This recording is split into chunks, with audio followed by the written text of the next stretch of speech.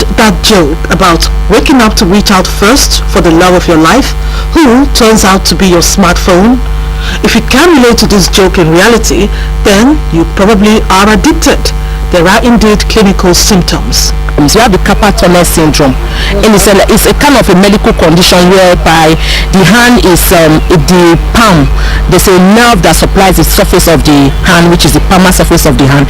The medial nerve is being compressed by the tunnel that's around the wrist. So you see that the continuous use of the internet can actually cause that syndrome.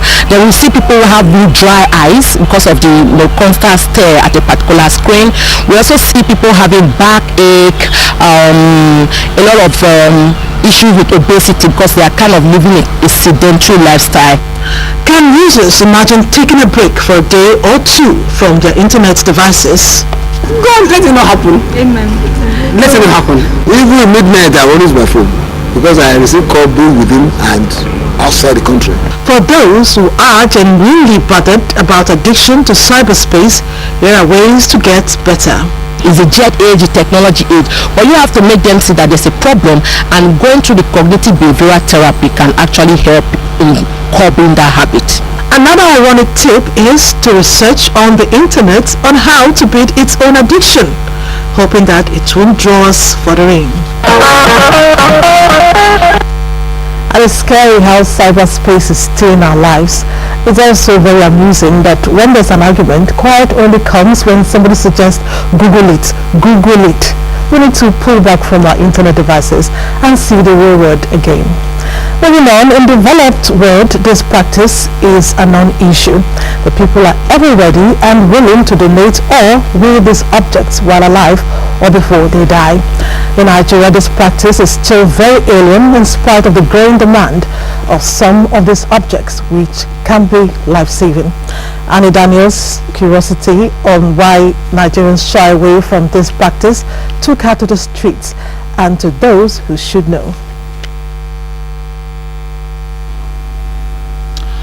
Organ transplantation is the transfer of an organ or tissue from one part of the body, human or animal, to another. The essence is usually to replace a damaged or failing organ. While these transplants can be life-saving, there are rules guiding their donation. But such organs can make a huge difference to the well-being of others. Traditionally, it's a taboo for Yoruba people. In Yoruba land, they believe in reincarnation. That when you give someone your eyes, but if you are able to come back, you come back without anything.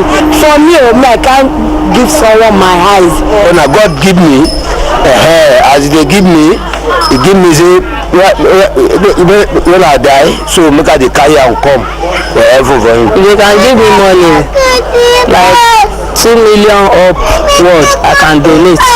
My family member who are still alive, they will use it. Yes, I can donate an organ to someone, but it has to be someone I love and care so much about.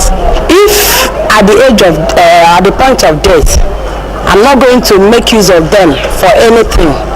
If my giving it out will make a life to live, while me I'm not living, I will gladly do that.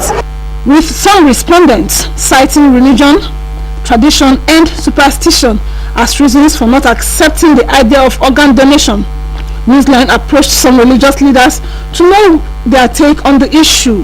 There's no way only Quran that Allah mentioned is to give any other person liver or kidney to survive any other person to live. I believe that You can donate any part of your body and the person is alive. And even before you die, we decide, like those of us that pass through the colleges of medicine, we see human brains that have been preserved. It helps us to study. This sounds very good to the ears, but it remains to be seen how soon Nigerians will accept to donate the organs of their loved ones who have passed on. The idea of organ donation will take some getting used to. More sensitization should get us there. Please listen to this. Shelter is one of the basic needs of man. These bad deals in Lagos, Nusa Usula says, runs into hundreds of millions of naira in the last 3 years.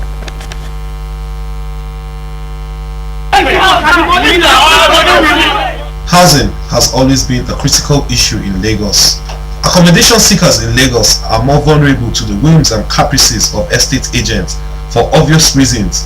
If presented with a choice, many would rather keep estate agents at arm's length based on the growing number of stories of fraudulent characters in the line of business. From my own apartment, I have no less than 10 people, just one apartment, and I pay 300,000 naira to balance the 50,000 naira in that same apartment. The man gave every one of us date naira. He now gave me receipt. On the 27th of October, I also gave him 50,000 balance. That is 200,000. This is my receipt. Hey man, we don't have husband, no. Let this man to return my money. Adisa Olariwaju, an estate agent, has been arraigned in court for allegedly duping no fewer than 100 prospective tenants who approached him for accommodation. Legal practitioners have said that people capitalize on the housing deficit in Lagos to embrace fraudulent practices and also advise residents to be vigilant before doing business with estate agents in order to avoid being duped. Or the power to lay down the house in question. There's no other thing they can do than to go to court. In the first place, it's no longer a civil matter.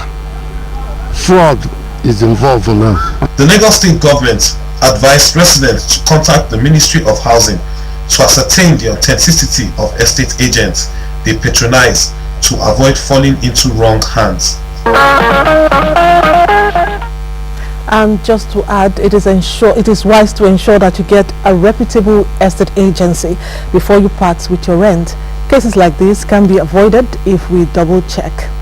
Hope you're enjoying your time with us this Sunday as we take our first break. Abandoned. We'll be right back.